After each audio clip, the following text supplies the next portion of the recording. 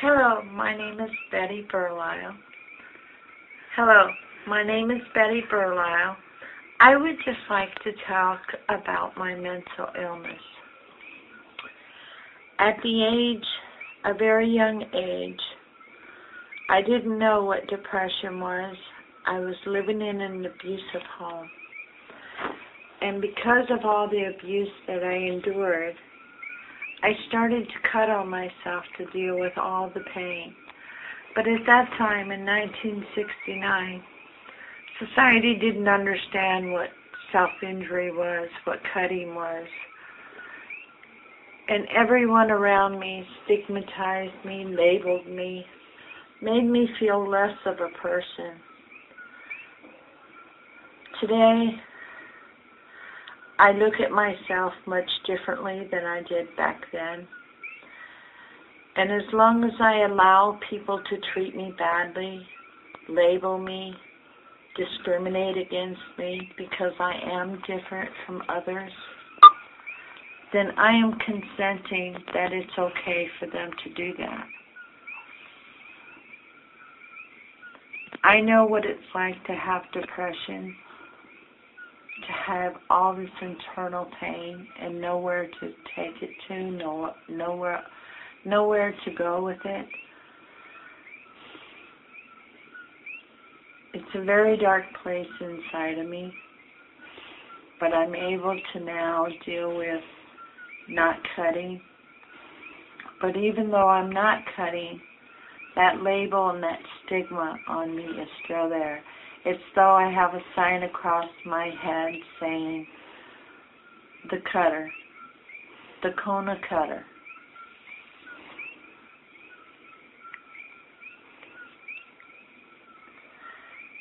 And it's not a very nice label. People look at you differently. Doctors treat you differently. Case managers treat you differently. Your peers treat you differently. And so you feel like you don't fit into society. You don't belong anywhere. And you know, not long ago, I had reached a point where I was just tired of being tired. I actually thought about ending my life because of the isolation, people treating me badly, people talking behind my back about me. You know, those that do it don't realize the hurt and pain that they cause on the person that they're doing it to. And I guess my message to everyone out there is, you know, treat everyone with respect and dignity. Don't strip them of what little bit they do have. Because when you do that, you don't know how it's being received. And it's not a good feeling. So the choices you make today determines where you're standing tomorrow. And the words that you speak today to someone may damage that person forever. So choose your words wisely. I'm here to talk today about suicide. I attempted suicide the first time when I was 11 years old. I knew what depression was. I knew what internal pain was. I knew that dark place, just like many of you probably have been there or are there right now. But I'm here to tell you that there comes a point in time when that dark place is not there anymore. And that's what society tells us, you know, get over it, take your medication, you'll feel better. And sometimes it doesn't get better. When you got people in your life that are dragging you down, making you feel less of a person, you're isolating, you can't eat anymore, you don't want to eat, you don't want to be a part of life anymore. You know, it takes a long time to get to that place. And I'm going to tell you something. Once you get there, it's so hard to drag yourself out of that place. And I understand better than probably most anyone else can tell you. I have contemplated suicide so many times. I almost feel sometimes as though my life is just hanging by a thread. But I keep pulling myself back out of it because of the people that I do care about, the people that do care about me.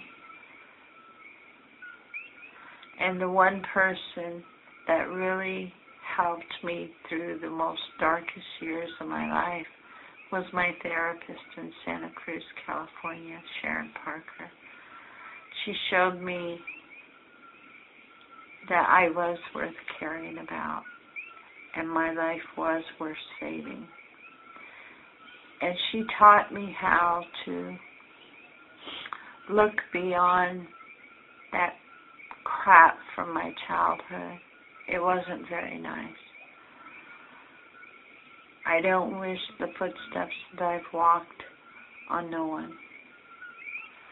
And I know what suicide is, and I know the pain that one has to go through to get to that place where you just give up.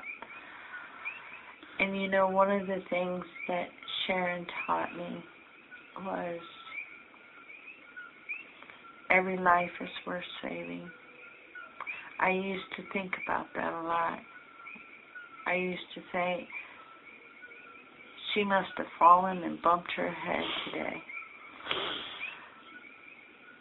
But, you know, I reached a point where I realized what she was saying. It took me many years to realize that my life was worth saving.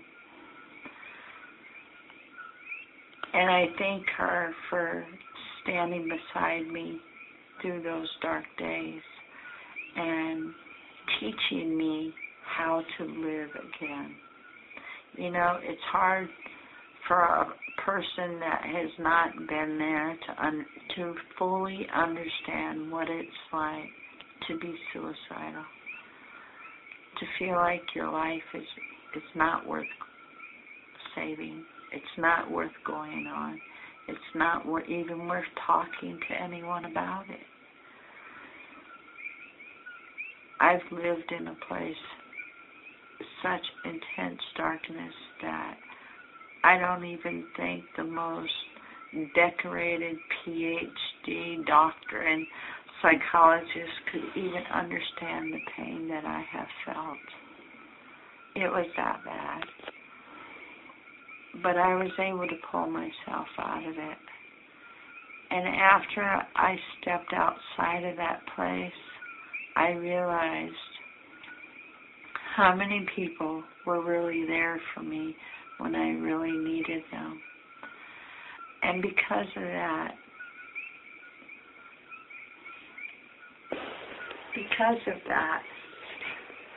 I try to give back to the world. I try to show the world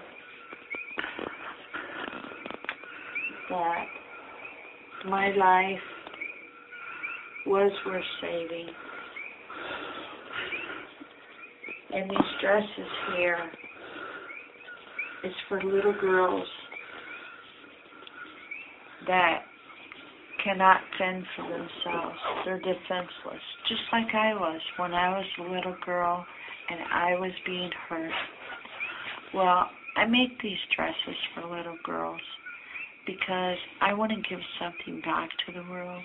I can't change my childhood, but I can change theirs. And a lot of people don't understand why I make these dresses. I don't do it for anything for myself. I get nothing out of it. Yes, I do get something out of it. I get the joy of knowing that I saved a child from a sex trafficker or a child molester.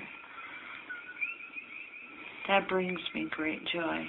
And that one person that was always there for me, you know, every time I look at one of these dresses, I reflect back to her that she believed in me at a time in my life when I had no hope at all. But today, I do have hope. And I do understand that dark place. And at times I go back and visit it once in a while. But I always come back out of it. But suicide is not the answer to life's problems, because when you commit suicide, you're cutting off all your options. You no longer have an option.